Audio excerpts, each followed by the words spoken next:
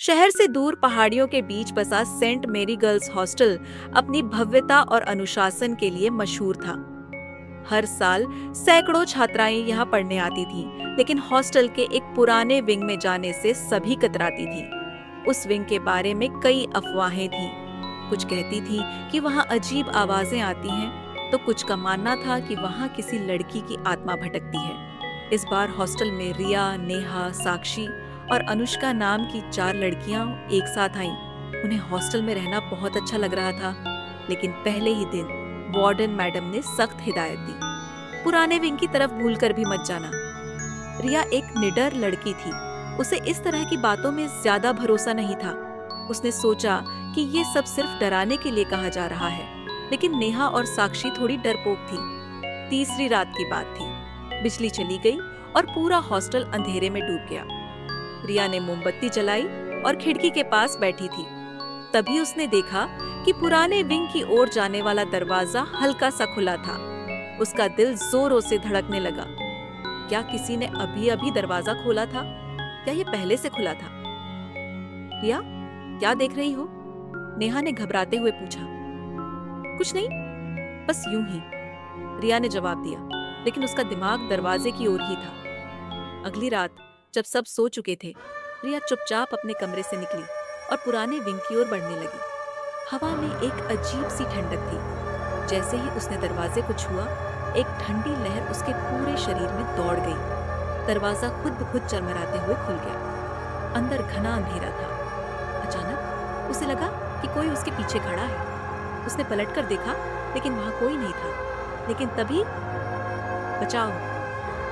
एक धीमी डरावनी आवाज गूंज उठी। रिया के रोंगटे खड़े हो गए। उसने तुरंत दरवाजा बंद किया और भागकर अपने कमरे में आ गई। अगली सुबह रिया ने अपनी दोस्त साक्षी को यह सब बताया। हमें वहां नहीं जाना चाहिए रिया, साक्षी ने घबराते हुए कहा। लेकिन रिया ने हार नहीं मानी। इस रहस्य को सुलझाने के लिए वे दोनों रात को फिर वहां गईं। अंदर धूल भरी अलमारियां और फटे हुए पर्दे लटक रहे थे। अचानक साक्षी को एक पुरानी डायरी मिली। उस पर नाम लिखा था, अनामिका। जैसे ही रिया ने डायरी खोली, उसके पहले पन्ने पर लिखा था, मुझे बचाओ, मैं अब भी यही हूँ। डायरी पढ़ते पढ़ते रिया और साक्षी को पता चला कि अनामिका नाम की एक लड़की इसी हॉस्टल में रहती थी। कई साल पहले उसके साथ कुछ भयानक हुआ था। उसे मारकर इसी पुराने विंग में दफना दिया गया था, लेकिन उसकी आत्मा अभी तक मुक्त नहीं हो पाई थी। अब वे समझ गईं कि हर रात जो आवाजें आती थीं, वो उसी की थी। तभी अचानक खिड़कियां जोर से हिलने लगी, कमरे का तापमान गिरने लगा और एक साया उनके सामने प्रकट हुआ। तुम यहाँ से जाओ। साया धीरे धीरे उनके पास आने लगा। दोनों लड़कियों ने डर के मारे चीखना शुरू कर दिया और जैसे तैसे बाहर भागी। अगली सुबह उन्होंने यह बात हॉस्टल वार्डन को बताई। पहले तो उन्होंने यकीन नहीं किया, लेकिन जब लड़कियों ने डायरी दिखाई तो उनका चेहरा सफेद पड़ गया।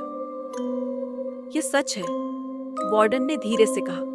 उन्होंने बताया कि अनामिका को हॉस्टल की कुछ लड़कियों ने जलन की वजह से मार डाला था, लेकिन उसका शव कभी नहीं मिला। इसके बाद हॉस्टल में एक पुजारी को बुलाया गया, जिन्होंने आत्मा की शांति के लिए अनुष्ठान किया। उस रात लड़कियों ने महसूस किया कि पहली बार हॉस्टल में अजीब आवाजें नहीं आ रही थीं।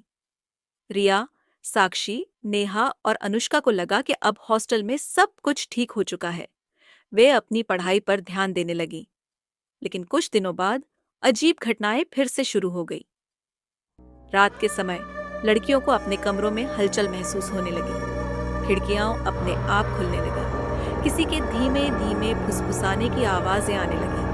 कमरे में रखा सामान अचानक इधर उधर गिरने लगा। नेहा सबसे ज्यादा डरी हुई थी।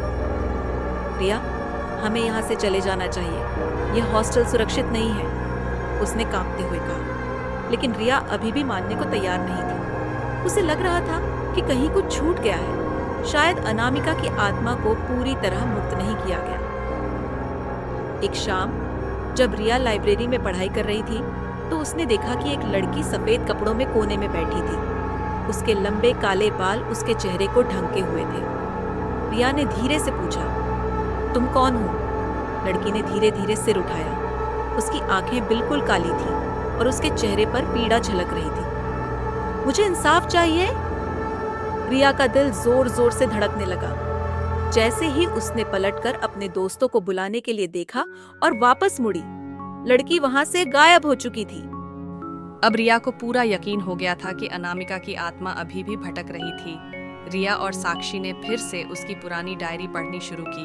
डायरी के अंतिम पन्नों में लिखा था, उन्होंने मुझे मार दिया, लेकिन मेरी आत्मा कभी चैन से नहीं रहेगी, मैं वापस आऊंगी। रिया ने साक्षी की ओर देखा।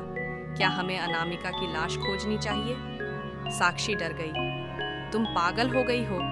अगर उसकी आत्मा गुस्से में आ गई तो? लेकिन रिया को अब सच जानना था। रिया और साक्षी ने हॉस्टल का नक्शा ढूंढा और पाया कि पुराने विंग के नीचे एक तहखाना भी था जो सालों से बंद पड़ा था। रात के अंधेरे में वे दोनों चुपचाप तहखाने के दरवाजे के पास पहुंची। वहां जाले लगे थे और लोहे का जंग लगा ताला लटका था। जब उन्होंने ताले को छुआ तो अचानक तेज हवा चलने लगी और दरवाजा अपने आप खुल गया। तहखाने में घना अंधेरा था। टॉर्च की रोशनी में उन्हें एक कोने में मिट्टी में दबी एक हड्डियों की गठरी दिखी। यह अनामिका का शव है, रिया ने घबराकर कहा। जैसे ही उन्होंने शव की ओर हाथ बढ़ाया, पूरा तहखाना हिलने लगा। दीवारों पर खून से अजीब सी आकृतियां उभरने लगीं। तभी एक गूंजती हुई आवाज आई, तुम्हें यहाँ नहीं आना चाहिए था। रिया और साक्षी अभी हिलने डुलने की सोच ही रही थीं कि एक काले धुएं जैसा भयानक साया उनके सामने प्रकट हुआ। उसकी आंखें लाल थीं और वह हवा में तैर रहा था। रिया ने हिम्मत जुटाकर कहा, अनामिका, हम तुम्हारी मदद करना चाहते हैं। लेकिन साया चिल्लाया, अब बहुत देर हो चुकी है। साया अचानक जोर से हवा में लहराया और एक अदृश्य ताकत ने दोनों लड़कियों को दीवार से टकरा दिया। उनकी चीखें पूरे हॉस्टल में गूंज उठीं। नेहा और अनुष्का जब दौड़कर तहखाने तक पहुंची तो उन्होंने देखा कि रिया और साक्षी जमीन पर बेहोश पड़ी थीं और सामने वो भयानक साया मंडरा रहा था। नेहा ने हिम्मत करके पुजारी को बुलाया। पुजारी ने तुरंत वहां हवन शुरू कर दिया। जैसे ही मंत्रोच्चार शुरू हुए, अनामिका की आत्मा चिल्लाने लगी, मुझे मुक्त करो। तभी अचानक हवा में एक सफेद रोशनी चमकी। अनामिका का असली रूप दिखाई देने लगा। वह अब भूत नहीं थी, बल्कि एक मासूम लड़की की आत्मा थी जो न्याय की उम्मीद में यहाँ रुकी हुई थी। रिया ने कहा, हम तुम्हें न्याय दिलाएंगे, अनामिका।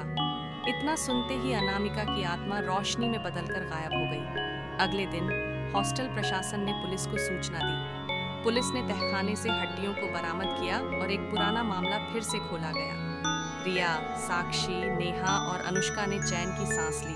अब हॉस्टल में कोई अजीब घटना नहीं होती थी, लेकिन जाते जाते रिया को लगा जैसे कोई हल्की सी आवाज कह रही थी, धन्यवाद। तो दोस्तों, आपको वीडियो कैसी लगी? अगर आपको यह कहानी पसंद आई हो तो वीडियो को लाइक करें, शेयर करें और हमारे चैनल को सब्सक्राइब करना ना भूलें। नई कहानियों के लिए नोटिफिकेशन ऑन करें।